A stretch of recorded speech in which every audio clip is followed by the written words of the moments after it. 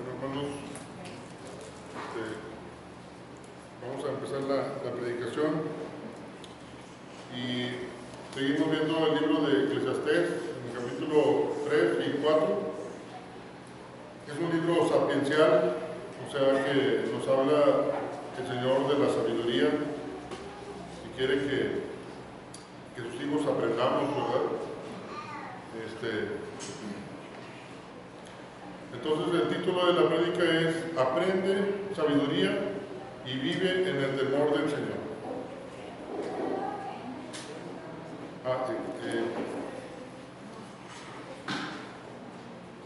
Bueno, perdón. Ahorita vamos a empezar con la predicación entonces porque nos faltó dar el credo, ¿verdad? Yo no lo...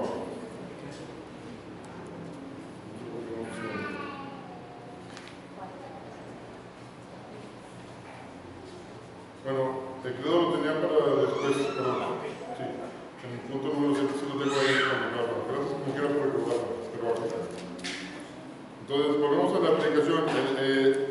Estamos con el tema Aprende sabiduría y vive en el temor del Señor. Y si hemos platicado nosotros de la palabra de Dios con otras personas, nos hemos dado cuenta cuando tocamos el tema de el temor de Dios, el temor a Dios, que muchas veces las personas dicen, ¿y por qué voy a temerlo a Dios? Le temo a esto, a lo otro, pero a Dios, ¿por qué le voy a temer a Dios? Yo no estoy de acuerdo con eso del temor a Dios, y muchas veces así nos dicen. Pero cuando ya vamos escuchando la palabra de Dios y aprendiendo más y conociéndole más a Él, nos damos cuenta que sí debemos de temerle a Dios y tener un temor más que nada reverente a Él, ¿verdad? Por todo lo que Él es, por todo su gran poder, si nada menos en las familias, ¿verdad? Si la hija o el hijo le contestaba mal al papá o a la mamá antes, ¿verdad? Pues les arrojaba ahí una cachetadón, ¿verdad? Que ya quedaba sin dientes el hijo, ¿verdad? Ahora ya no es posible eso, ¿verdad? Te meten a la cárcel, ¿verdad? Pero, entonces, imagínense qué más respeto para con el creador del universo, ¿verdad? Y, pues esto es muy importante que lo vayamos entendiendo, ¿verdad? Aprender sabiduría y vivir en el temor del Señor, porque la vida es cíclica y así como en aquel entonces Salomón y puede ser que otros autores también hayan escrito esto, pues se paraban en su tiempo y en su momento y en su lugar para decir estas cosas. Estamos en una época 2000, 3000, 4000 años después, en donde esto sigue estando vigente para nosotros. Y ahorita nos dio la hermana algo muy importante con lo que empieza este capítulo. El capítulo 3 de Eclesiastés dice, todo tiene su tiempo y todo lo que se quiere debajo del cielo tiene su hora. Y luego viene una serie de cosas que son antagónicas, en donde explica que todo tiene un lugar, ¿verdad? Y aquí es muy importante considerar tres cosas que por cierto yo traje aquí, que vamos a estar viendo en el sermón. Una es el tiempo, ¿verdad?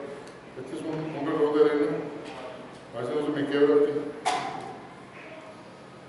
Uno es el tiempo. Y otra es la energía o el esfuerzo que apliquemos a las cosas. ¿Qué vamos a dar esto? Ahí está, ¿verdad? Entonces, para cargar esto, pues se requiere una energía. Y nuestra energía. Y la otra es los recursos que tenemos o que Dios podemos llegar a tener, ¿verdad? Aquí quise yo hacer un intento de un tesoro, ¿verdad? No son de oro, qué bueno fuera que fueran de oro, o de plata, o tal vez son monedas de 20 pesos, pero estaba coleccionando yo y pues pude traer este cofrecito aquí. Entonces, hay una cosa que todos tenemos en nuestra vida. Dios nos da un tiempo de nacer y un tiempo de morir, ¿verdad? Y venimos a este mundo Y entonces tenemos tiempo, el factor tiempo. Y luego nos va proveyendo de recursos, ¿verdad? Y luego nos va proveyendo de energía también. Entonces resulta que hay un dicho muy interesante que dice que los jóvenes tienen energía y tiempo, pero no tienen dinero, ¿verdad? O los niños o los jóvenes tienen mucha energía y mucho tiempo libre, pero no tienen dinero. Y el adulto joven, ya que empieza a trabajar, ¿verdad?, tiene energía y dinero, pero no tienen tiempo, porque ahora ya están a lo mejor en un trabajo que les demanda ese tiempo, ¿verdad? Y después el adulto mayor, ¿a cuántos años para arriba se dice adulto mayor?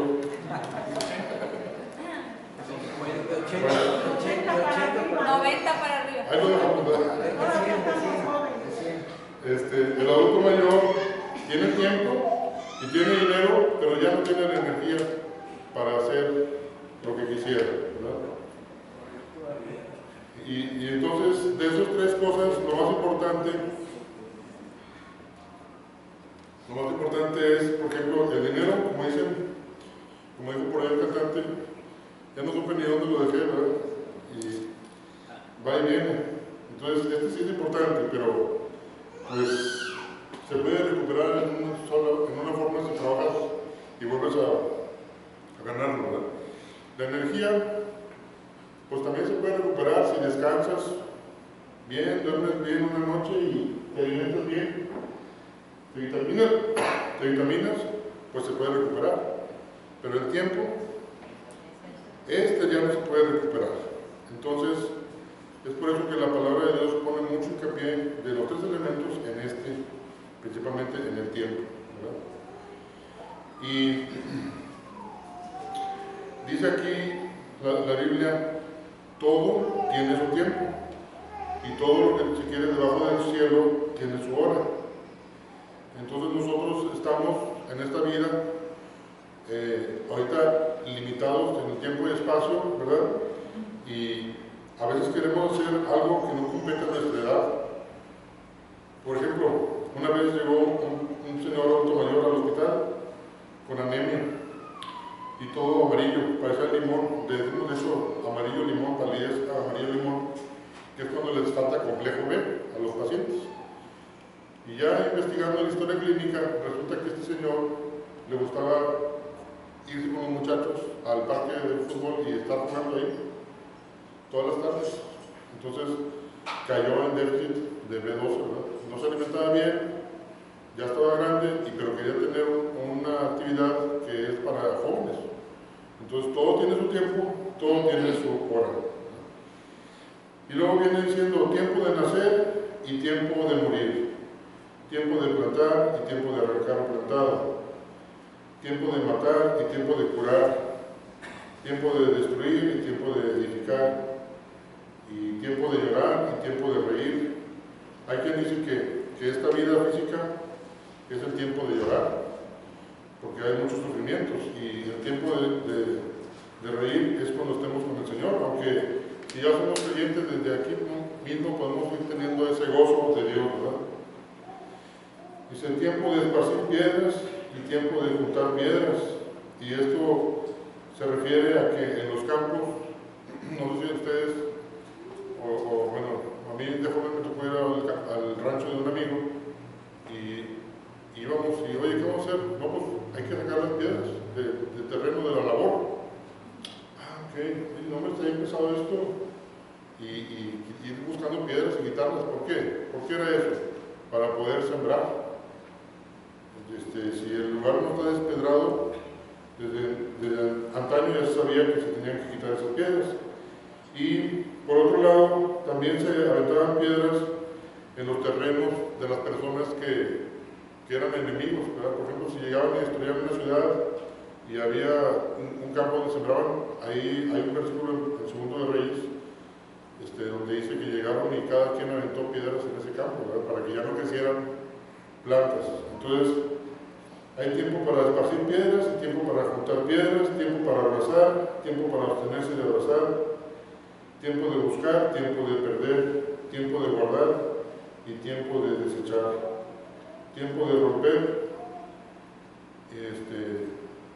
Como dice como los judíos cuando tenían un evento trágico donde moría algún hijo, alguna hija o algún familiar, se rasgaban las vestiduras y quedaba roto aquí.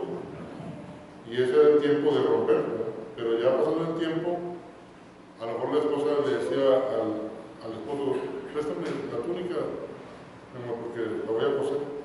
Ya pasaron unos meses, un año tal vez, no sé. Ya era tiempo de coser, ¿verdad?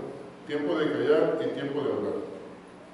Aquí es muy importante esto del tiempo de callar y tiempo de hablar, porque, como dice Santiago, la lengua es algo indomable, algo que a veces, incluso como cristianos, fallamos en eso. Decimos cosas que no debemos de decir y resulta ser de que cuando a veces hay que decir alguna cosa importante, no la decimos. Entonces es muy importante que también entendamos cuándo es tiempo de callar, que el Espíritu Santo pueda usar este elemento que tenemos aquí, que es la boca y todo el aparato que genera sonidos, para su gloria, ¿verdad? Y que seamos de bendición. Algunos cogemos más de esa pata, como que dice, de que decimos cosas que no, ¿verdad? O somos demasiado reservados. Entonces, que Dios nos lleve a hacer buen uso de eso. Tiempo de amar y tiempo de aborrecer, tiempo de guerra y tiempo de paz. Y viene siendo como un pequeño poema esto, algo casi nos gustaría, en todo lo que dijo el tiempo de nacer, tiempo de morir, todo es algo negativo y algo positivo. Y nos gustaría quedarnos en lo positivo. Nos gustaría que siempre fuera el tiempo de nacer, que siempre fuera el tiempo de plantar, de curar, de edificar, de reír, ¿verdad? Pero Dios ha provisto y ha dispuesto que vivamos en esas fases de la vida que a veces no nos agradan mucho, pero también son provisión de Dios y son una forma de que Dios nos está enseñando a vivir. Pero lo más importante es que al último, en el versículo 8, dice, termina con una cosa muy importante, dice, y tiempo de paz, que en el hebreo es shalom. Y ahí es muy importante que termine toda la lista por esa palabra tan hermosa que es shalom, que es una paz que como creyentes tenemos nosotros, ¿verdad? Que no la puede comprender el ser humano, ¿verdad? Porque, como ya les he dicho, bueno, por ejemplo, mi papá refleja más felicidad y más paz que yo, ¿verdad? Mi padre, físico, ¿verdad? Entonces a él, un señor, un compañero le dijo: oye, ¿por qué yo ustedes, los cristianos, siempre los veo felices? Siempre los veo contentos, anden pobres, anden ricos, anden como sean. Dijo: no, pues es el Señor, ¿verdad? Entonces, la paz de Dios es lo más valioso que podemos tener. Y cuando Jesucristo murió en la cruz por nosotros, que dice en griego, dice consumado es, telestai, algo así dice, en griego, ¿verdad? Pero el Señor habló en hebreo, ¿verdad? Y la palabra que dijo fue shalom, ya está completado, ya está saldada la deuda. Y eso es lo que nosotros debemos recordar en nuestra vida, cuando andemos en altas y en bajas, que lo más importante es que tenemos la paz de Dios y Él ya pagó por nosotros y Él nos acompaña en esos altibajos que tenemos en la vida. Entonces, aquí en el libro de Eclesiastés hay 3 puntos muy importantes, que nos enseña el libro, que es que el tiempo está pasando. De hecho, aquí está boteando los granos de arena, ¿verdad? El tiempo está pasando. Una. La otra es, todos vamos a morir, saber que todos vamos a morir. Y la tercera es que la suerte existe. No sé si sabían ustedes que la suerte existe, porque algunos de nosotros como creyentes se nos enseñó que que no confíes en la suerte, ¿verdad? ¿Qué opinan ustedes? ¿Existe la suerte o no? Pues de hecho, la suerte viene en la Biblia mencionada en varios pasajes, ¿verdad? Viene siendo el azar, aleatoriedad, y significa de que no siempre 2 más 2, como si fuera una regla matemática, 2 más 2 es 4. Ah, no, hombre, pues ya me la sé, mira, entonces así lo voy a hacer. Y no siempre sale así en la vida. En el libro de Proverbios sí podemos ver como es como si una maestra nos estuviera hablando y dando clases de cómo llevar la vida, ¿verdad? Y hace esto y busca verte por el camino bueno y vas a cosechar lo bueno. Y ahí sí nos lo pone el libro, el mismo autor, ¿verdad? Como una fórmula que se puede seguir. Pero después viene este libro de Eclesiastés donde a veces hay alguien que puede ser muy bueno, muy entregado a Dios y le puede ir mal en la vida. Puede pasar eso también, ¿verdad? Entonces, ya finalmente las dudas que están en los libros sapienciales, por ejemplo, Dios es justo y es sabio. Cuando apenas vamos a leer Proverbios, ¿verdad?, que dicen que probablemente Salomón escribió Cantar de los Cantores cuando era joven, y después Proverbios cuando era joven, más grande, adulto, y Eclesiastés cuando ya era más anciano, ¿verdad? Entonces, en el libro de Proverbios vamos a hacernos una pregunta y a corroborar eso.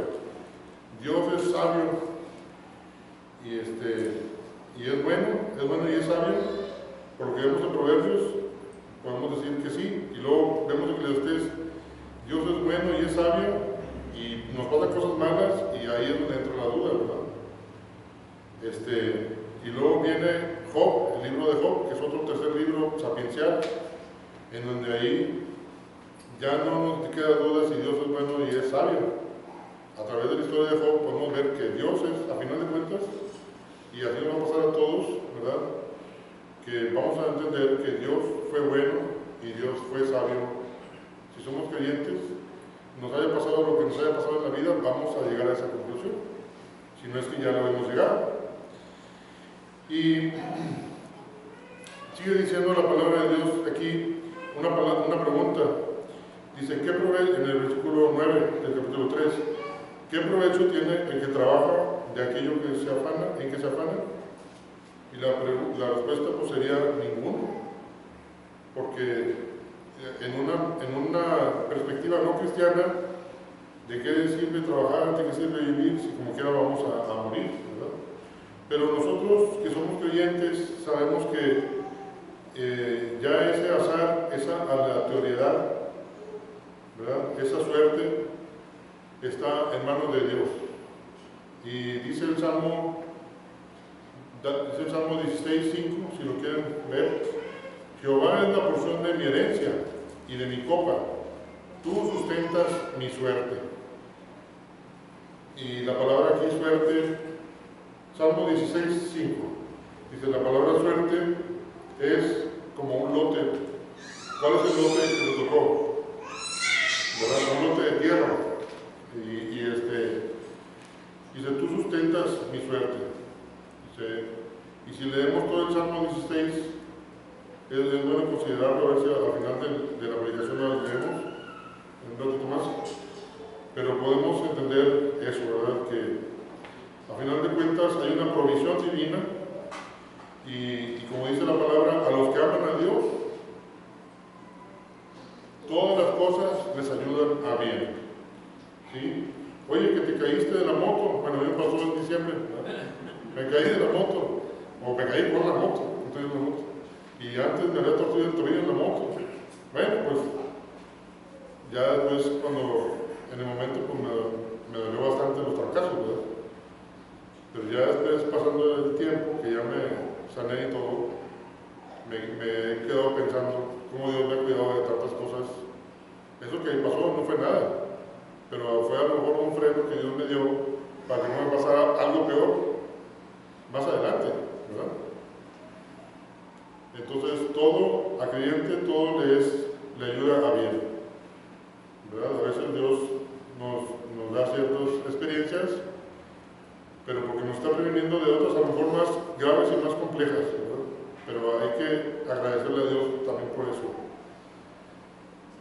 Y en la aleatoriedad de la vida también hay un versículo que es Eclesiastés 9:11, me voy a adelantar, aunque no nos toque estos pasajes, pero fíjense, hablando de la aleatoriedad,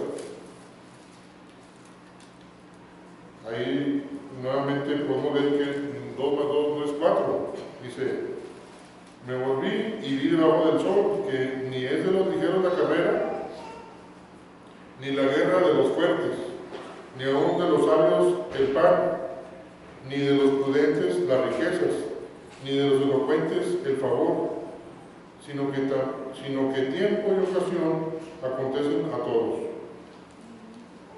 ¿Sí? Y en donde viene la palabra de Dios aquí explicando, viene muchas veces la palabra vanidad, que todo es vanidad, y que todo es vanidad, y lo repite cada rato, ¿verdad? Y esa palabra en español no se entiende muy bien, pero en hebreo es hebel, que significa humo, o vapor, o neblina. Y entonces dice el predicador, todo es humo, todo es vapor, todo es neblina. ¿Y el humo qué es? O el vapor, ¿verdad? Es pasajero. Sí, es muy estorboso, ¿verdad? A veces me ha tocado venirme de Vallehermoso, de Tamaulipas, como es muy verde ya todo, hay mucha humedad, y cuando me vengo, a veces en las mañanas, 7 de la mañana, no se ve nada en la carretera y es muy peligroso. No puedo discernir la realidad de las cosas. A lo mejor en 100 metros hay una vaca ahí enfrente y solamente Dios que nos ha guardado, ¿verdad? Pero en la vida muchas veces nos toca a nosotros también ir andando en nuestras etapas de vida, de juventud, de estudiantes, de trabajadores, de jubilados, ¿no? Oye, Señor, ¿qué sigue? Como mi papá cuando también se jubiló, dice que tuvo un sueño, ¿verdad? Y que iba subiendo una montaña y que llegó y andaba un viejito, allá estaba un viejito, y que le dijo mi papá, Señor, pues ¿qué sigue? Ya se había jubilado mi papá, ¿no? ¿Y ahora qué hago? ¿Verdad?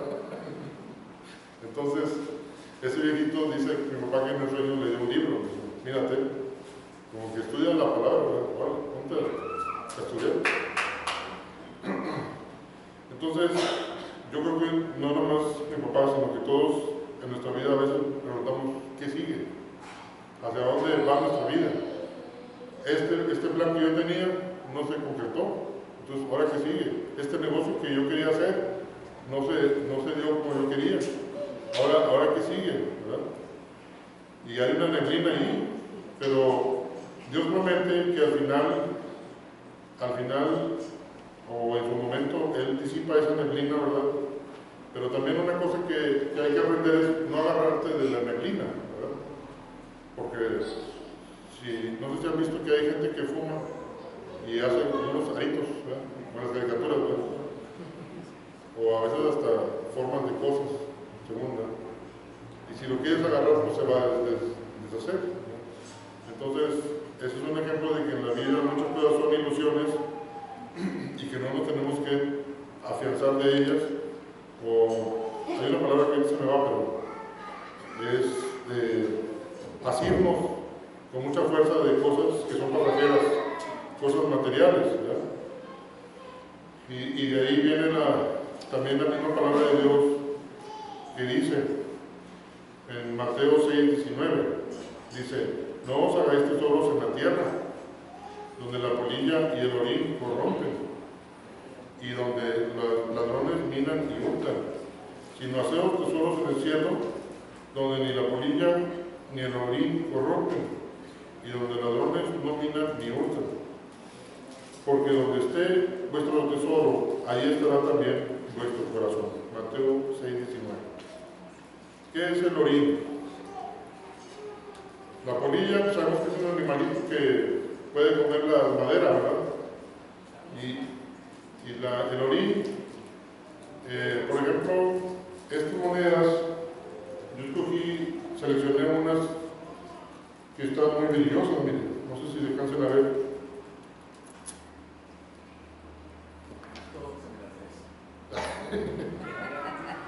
Así no perdí muchas.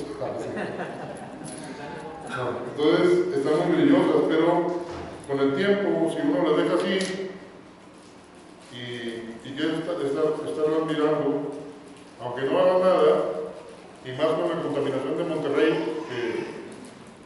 que está tremenda, ¿verdad?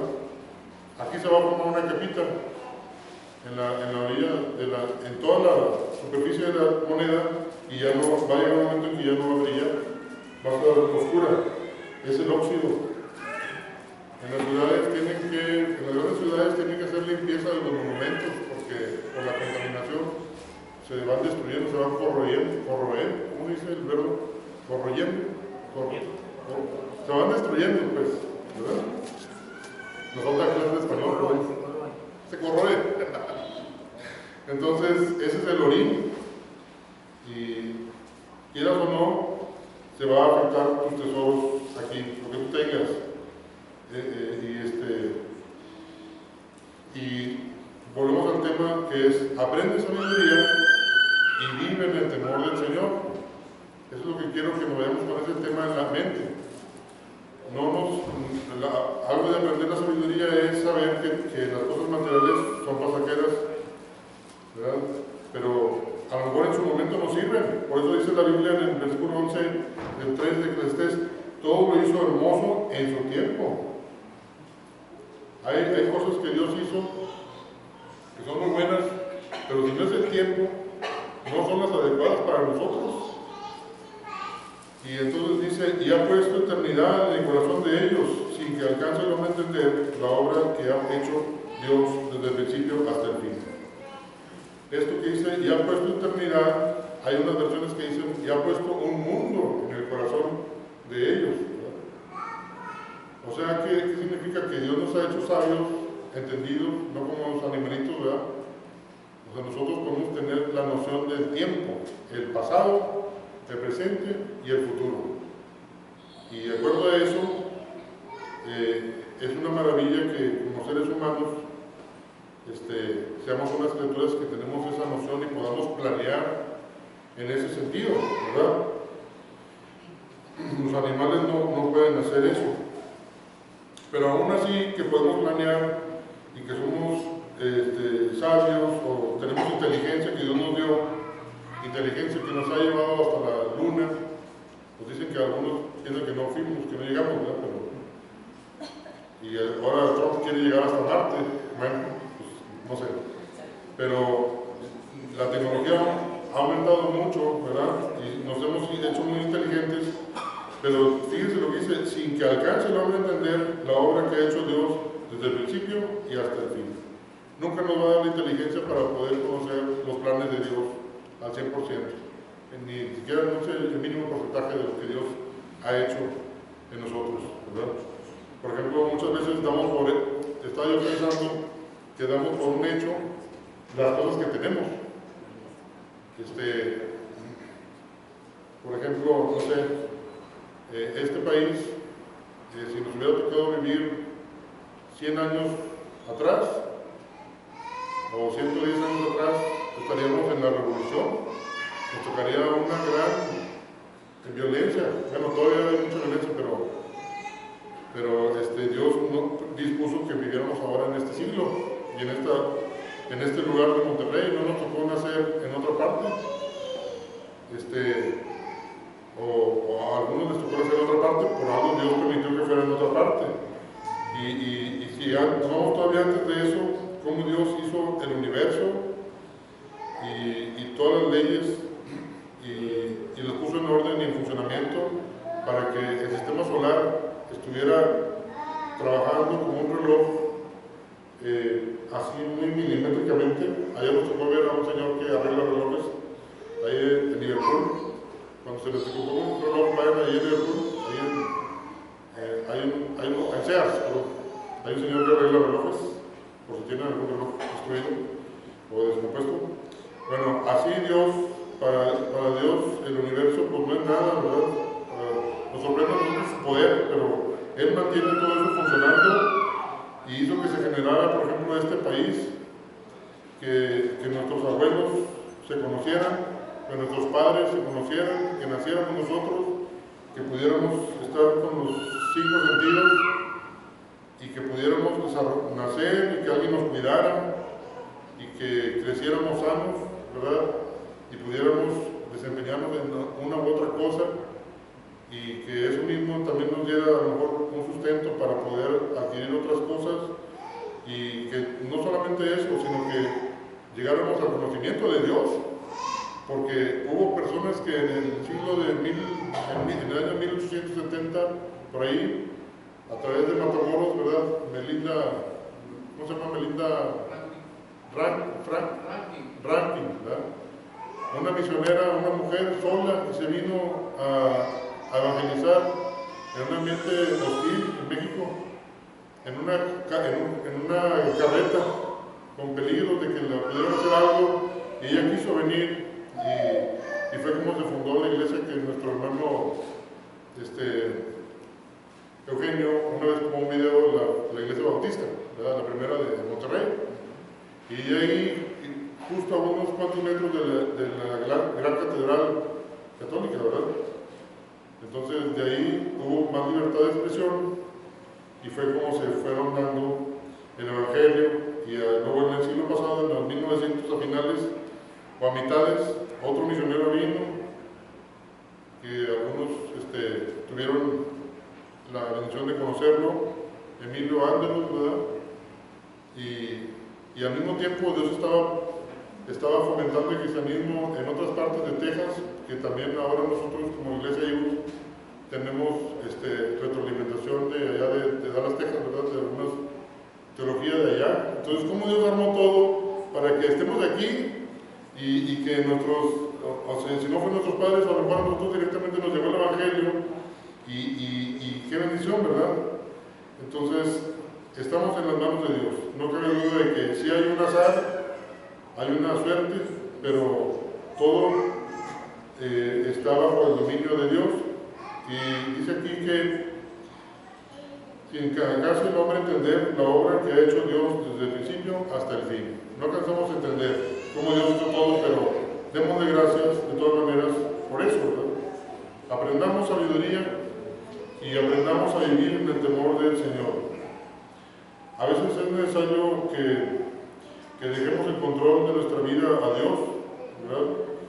Como a veces somos muy obsesivos y queremos que todo esté en la forma que queremos, y no siempre va a salir las cosas así, ¿verdad? Y entonces, lo que sí tenemos que ir sabiendo dentro de la sabiduría que Dios quiere que aprenda es la noción de que vamos a morir, pero lo más importante es, como dice el canto, que de la cuna a la tumba hay una razón: encontrar el camino de la salvación. ¿Ya lo encontraste? El camino de la salvación, ¿ya lo encontró usted? Pues si no lo ha encontrado, lea los evangelios, y aquí viene la historia de un hombre que vino a dar su vida por nosotros, ¿verdad? Y ese es el camino y la verdad y la vida.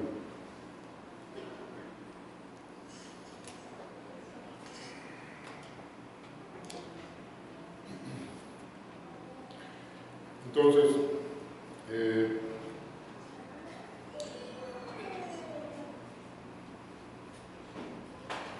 una cosa que viene también aquí predicando el predicador de Eclesiastés, dice en el versículo 14, 12, 13 y 14 del capítulo 3: yo he conocido que no hay para ellos cosa mejor que alegrarse y hacer bien en su vida, y también que es don de Dios que todo hombre coma y beba y goce el bien de toda su labor.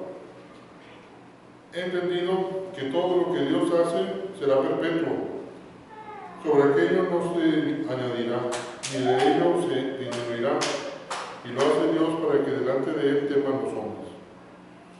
Entonces, Dios nos habla aquí a también disfrutar de la vida, ¿verdad? En una forma sencilla, ¿verdad? A lo mejor Dios nos dio una tarea que hacer. Todos nosotros venimos, de hecho, todos nosotros venimos a este mundo con un objetivo, con una misión que cumplir. Y cuando encontramos esa misión, es cuando nos motivamos finalmente, ¿verdad? Y seguimos adelante por arduas que sean las condiciones. Pero también es importante que somos humanos, que Dios nos permite, dentro de ese mismo objetivo, ¿verdad?, disfrutar de las cosas que Él ha hecho, porque Él mismo hizo la naturaleza para nosotros, ¿verdad? Y entonces es bueno que, como dice la palabra, el que no trabaje, que no coma, ¿verdad? Y si tú trabajas, pues es bueno que recuperes tus fuerzas con esos alimentos y bebas, ¿verdad? Agüita, ¿verdad? Para que te hidrates y agarres energía para el día siguiente, porque hay que seguir con esa misión. ¿Cuántos días vamos a vivir, hermanos? No sabemos, ¿verdad? Pero mientras tanto hay que conservar nuestro cuerpo porque es templo del Espíritu Santo lo más posible, ¿verdad? Una chainerita, dicen por ahí, ¿verdad? Tómate unas vitaminitas de vez en cuando y no te dejes caer, ¿verdad? Al contrario, ¿verdad? Vamos a echarle ganas y a ayudar a nuestra salud, porque y más como creyentes tenemos que llevar ese mensaje a los demás, ¿verdad? Dice el Salmo 90:12, enséñanos de tal modo a contar nuestros días, que traigamos al corazón sabiduría. Y Colosenses 4:5 dice, andad sabiamente para con los de afuera, redimiendo el tiempo. Efesios 5:16, aprovechando bien el tiempo, porque los días son malos, ¿verdad? Entonces, es muy importante estos pasajes para que sepamos que el tiempo es vital. No lo desperdiciemos, ¿verdad? Usémoslo para Dios y para recuperar fuerzas también, ¿verdad? Dice en los siguientes versículos, hay una cosa que también a nosotros como creyentes nos sacude, que es la corrupción. Oye, no puede ser que México, que es el cuerno de la abundancia, ¿verdad?, tanta prosperidad que hay de vegetales y de plantas y de animales, que son de los países que más especies tienen, ¿verdad?, y más riquezas naturales que muchos nos robaron los españoles, ¿verdad?, desde un principio, pero aún, y eso fíjense cómo México sigue siendo tan rico que no se ha acabado, lo siguen saqueando los políticos y no se ha acabado. Entonces vivimos en un país muy, muy rico, ¿verdad? Pero, ¿qué es lo que está afectando? La corrupción. Y aquí es lo que el predicador también vio y se decepcionó por eso. Dice, vi más debajo del sol, en lugar del juicio, allí impiedad. En lugar del juicio, allí impiedad. Y en lugar de la justicia, allí iniquidad. Y dije yo en mi corazón, al justo y al impío juzgará Dios, porque allí hay un tiempo para todo lo que se hace y quiere, todo lo que se quiere y para todo lo que se hace. Porque allí hay un tiempo. Dije en mi corazón es así, por causa de los hijos de los hombres, para que Dios los pruebe y para que vean que ellos mismos son semejantes a las bestias.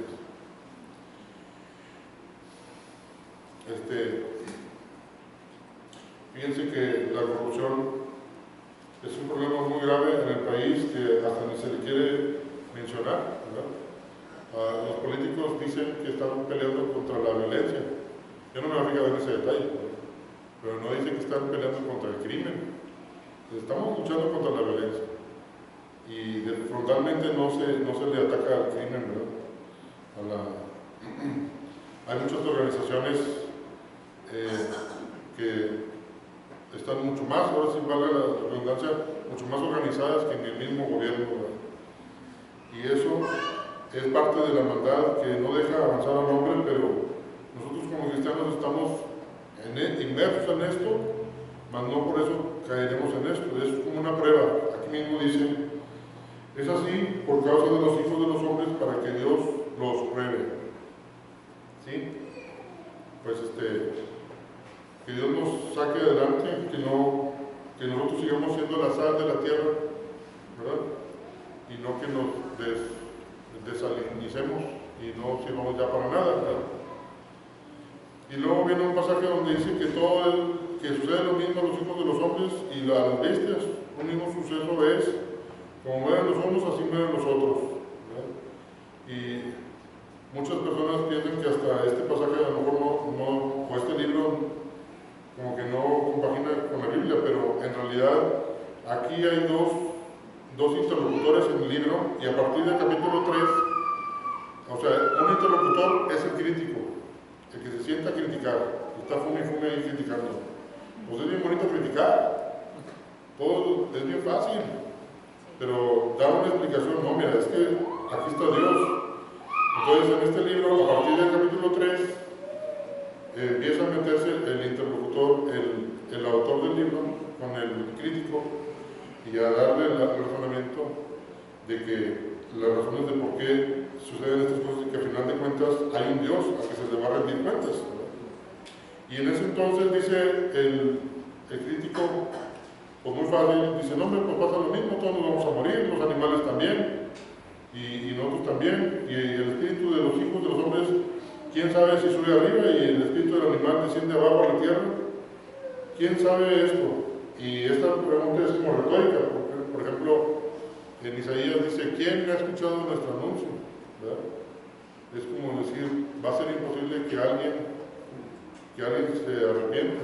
O ¿quién, como hay otro salmo que dice, ¿quién subirá al monte de Jehová? El limpio de manos, de corazón puro, ¿verdad? Pero, ¿quién es ese limpio de manos? ¿Quién es ese de corazón puro? Pues dice la Biblia que Dios vio a todos los hombres y no había justo ni a uno. Entonces es una pregunta retórica. ¿Quién sabe lo que pasa con el hombre y con los animales? Y también esto sucede porque hay que tomar en cuenta que este libro está escrito en un tiempo, en la revelación general teológica, ¿verdad? Donde todavía no venía el Señor Jesucristo y todavía no se sabía, no se tenía luz sobre muchas cosas espirituales, pero ya era una preparación para la venida de Cristo que iba a dar una respuesta a todas estas incógnitas. Y si vemos, aquí vuelve a decir que lo mejor para el hombre es alegrarse en su trabajo. Y pues sí, desde un punto de vista así nada más no cristiano, pues nada más es eso, alegrarte en tu trabajo y vivir en un sentido horizontal, ¿verdad? Material, y la comida y la bebida y listo. Y así es como vive mucha gente. Pero ya como creyentes nosotros sabemos que hay algo más, ¿verdad? Y continúa aquí diciendo el predicador, bueno, quiero hacer hincapié en que aprendamos a vivir con sabiduría y sigamos en el temor de Dios. Es que quería repetir varias veces el título, porque luego se me olvida repetirlo. Y dice, hay unas desilusiones de la vida terrenal que ya estamos viendo aquí, que es la corrupción, la impiedad, ¿verdad? Y todas las violencias que se hacen debajo del sol. En el capítulo 4 empieza diciendo eso. Las lágrimas de los oprimidos, la fuerza estaba en la mano de sus opresores y para ellos no había consolador. Ahora nosotros sí tenemos un consolador que es el Espíritu Santo, ¿verdad? Y así se viene una guerra contra nosotros, como fue la Segunda Guerra contra los judíos, ¿verdad? Y no solamente judíos murieron húngaros y murieron muchas personas que el régimen nazi no quiso. Bueno, si se viene una guerra contra los mexicanos, pues sí, oye, que nos empiecen a matar y todo, y campos de concentración, pues ya están mandando gente a Guantánamo, ¿verdad? Ya salen las noticias. bueno, pues las cosas pueden empeorar si no sabemos, pero si llegara a pasar algo muy terrible, ¿qué? ¿Por eso vamos a dejar de confiar en Dios? No, tenemos un consolador, ¿verdad? Que es el Espíritu Santo. Y ya para ir cerrando aquí, habla de la mutua compañía, ¿sí? Que se usa mucho estos versículos cuando se van a casar, ¿verdad? Pero aquí está hablando de que no necesariamente es de una pareja o una mujer, ¿verdad? Pueden ser amigos o en otra situación dice que el hombre, cuando se cae uno, el otro lo levantará, ¿verdad? Y aquí lo que podemos ver es que ya me queda poco tiempo, pero lo que yo quiero hacer hincapié es de que no estemos solos, ¿verdad? Bueno, en este plano terrenal, procuremos no estar solos, ¿verdad? Dios nos diseñó para estar acompañados siempre. Y casi siempre, cuando estamos más solos, ¿qué pasa cuando los animalitos, no sé si han visto los reportajes, que andan manadas y luego un becerrito se queda solo, o un caribú, ¿verdad? Y lo van orillando, los leones lo van orillando hasta que ya lo aislaron y órale, ahora sí lo matan. Entonces, eso mismo pasa espiritualmente. Pero en el sentido terrenal no estar solos. En el sentido espiritual no estemos solos, estemos con Cristo, ¿verdad? Porque ¿quién se va a caer cuando nos venga el ataque? ¿Cristo o nosotros? ¿O yo? Pues yo. ¿Y quién me va a levantar? Cristo me va a levantar. Entonces, es muy importante esa situación, ¿verdad? De tomar en cuenta. Mejor es el muchacho, terminamos con esto que dice, mejor es el muchacho pobre y sabio que el rey viejo y necio, que no admite consejos. Aquí empieza a hablar de la política, el predicador, y dice que da a entender que, dice, porque de la cárcel salió para reinar, como José, ¿verdad? El soñador salió de la cárcel para reinar, aunque en su reino nació pobre. Vi a todos los que viven debajo del sol caminando con el muchacho sucesor, como cuando aquí llegó Peña Nieto. Oye, no es un presidente joven, y está guapo, y está elegante, y usa trajes muy bonitos, y no, sí del gatazo. Y pues no, bueno, no sabemos, ¿verdad? Pero con ningún hombre, maldito el hombre que confía en el hombre, ¿verdad? Siempre va a haber personas de nuestros países, de autoridades que no nos van a llamar el ojo, ¿verdad? Pero aquí dice que todos se fueron detrás del muchacho. Dice aquí, vi a todos los que viven debajo del sol caminando con el muchacho sucesor. Ya el otro pues ya está viejo, ya no le hacen caso. Pero ¿qué pasa? Que estará en lugar de aquel sucesor, dice, no tenía fin la muchedumbre del pueblo que le seguía.